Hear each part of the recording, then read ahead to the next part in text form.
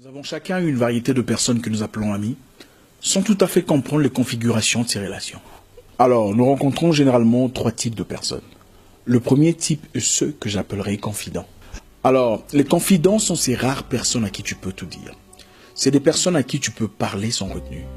Leur amour pour toi n'est pas basé sur des conditions fugaces, des conditions qui peuvent changer. Ta beauté, ton argent ou ta situation sociale. Ils t'aiment d'un amour inconditionnel. Que tu aies de l'argent ou pas, ces gens seront là pour toi. Que tu perdes une jambe ou que tu sois atteint d'une maladie incurable, ces gens te tourneront pas le dos. Ils te visiteraient en prison. Ils prendraient soin de tes enfants si tu perdais la vie. C'est les gens qui, peu importe le méfait ou l'infraction commise, te défendront en public pour te bombarder en privé. Tu ne peux pas être David sans avoir ton Jonathan. Heureux l'homme qui peut en avoir deux ou trois. C'est rare. Nous avons tous des gens à qui nous transmettons une forme de connaissance. Mais à force de toujours le faire, on devient dépouillé.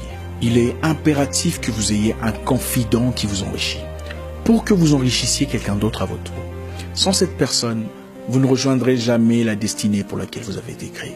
La deuxième catégorie d'amis que tu rencontreras sont ce que j'appelle des adhérents. Les adhérents sont partisans de ta ligne de pensée. Ils s'associent à ton idéologie. C'est souvent des gens qui aiment ce que tu aimes. Vous vous retrouvez dans les mêmes tendances, les mêmes activités. Vous avez peut-être fait votre rencontre à l'église et vous aimez le même bistrot du quartier.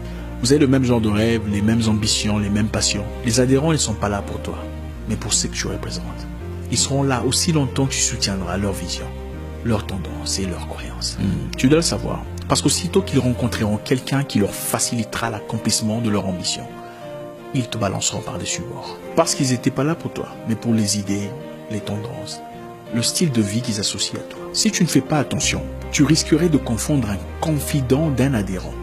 Surtout si tu traverses des turbulences émotionnelles, des moments difficiles de ta vie. Dans des moments difficiles, tu risquerais de t'attendre à ce qu'un adhérent soit là pour toi.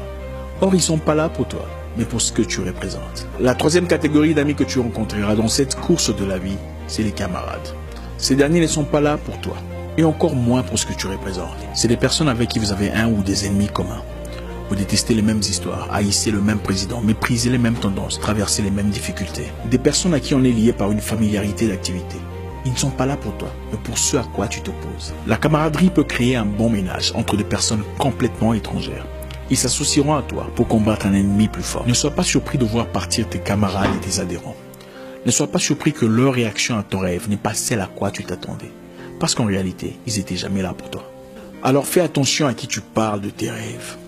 Si tu en parles aux adhérents, ils se serviront de tes idées pour accomplir ton rêve à ta place. Si tu en parles à tes camarades, ils ne te soutiendront pas parce qu'ils n'avaient jamais été là pour tes ambitions. Si tu as des personnes à qui tu peux vraiment t'ouvrir, tu as beaucoup de chance. Laisse-moi te dire comment reconnaître ces personnes. Elles pleureront avec toi lorsque tu pleureras et se réjouiront avec toi quand tu seras dans la joie. Quand tu rejoins quelqu'un pour lui dire une bonne nouvelle qui t'est arrivée, ne te submerge pas de joie. Observe sa réaction. Si la joie de cette personne n'est pas évidente, ferme ta bouche et retire-toi. Parce que si elle est vraiment contente pour toi à plusieurs niveaux, il n'y aura aucun doute dans ses réactions.